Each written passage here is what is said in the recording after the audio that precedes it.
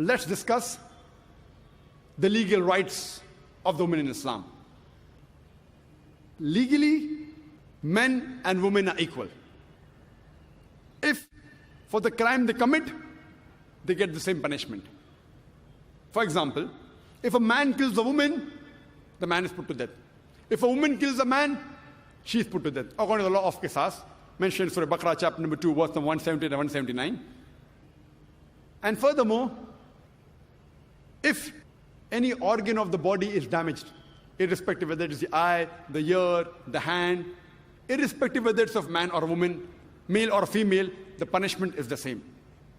And if suppose someone murders someone, and if the family members want to forgive by taking diya money, it doesn't make a difference who is forgiving, whether a family member is a man or a woman, both of them are equal. They have the right to forgive.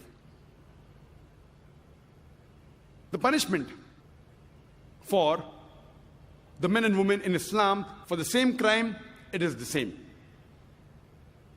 Allah says in the Quran in Surah Ma'idah, chapter number 5, verse number 38, as to the thief, be it a man or a woman, chop off his or her hand as a punishment from Allah subhanahu wa ta'ala. When someone robs, irrespective whether it's a male or a female, the punishment is the same, it is the chopping of the hand.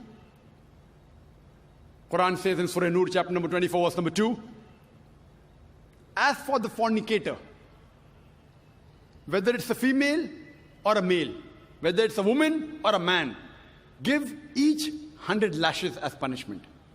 That means if someone does fornication, irrespective whether it's a woman or a man, the punishment is the same, 100 lashes. In Islam, legally men and women are same. The women even have a right to be a witness.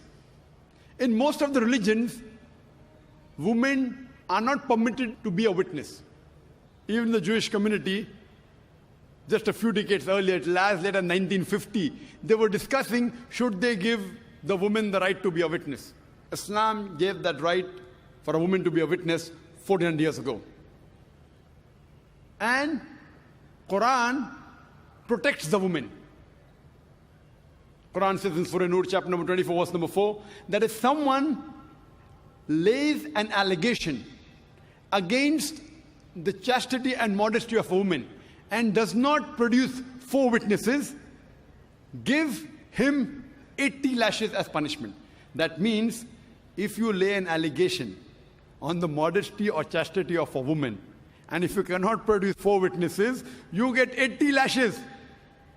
For a small crime in Islam, you produce 2 witnesses. For a big crime, 4 witnesses. That means in today's world, it is so common, day and night, you have men and women abusing each other. You know, the men, they call dirty names to the women. Many of them call them prostitute. In an Islamic country, in an Islamic state of law, if a man does such a thing to a woman, calls her a prostitute, and if he cannot produce 4 witnesses, he gets 80 lashes. And if he produces 4 witnesses, and if any one of them falter, all of them get 80 lashes.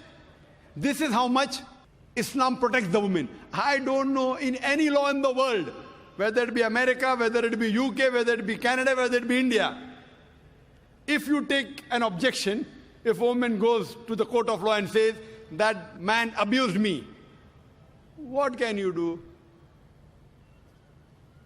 I don't know of any case in which a woman took a man for abusing her.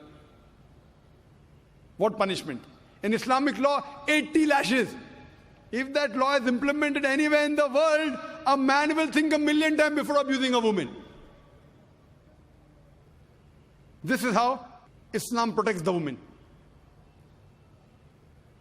And in the Western world, when a woman marries a man, she takes the name of the husband.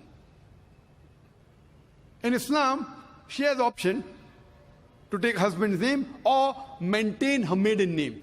And in many of the Islamic countries, the woman, even after marrying a man, she maintains a maiden name.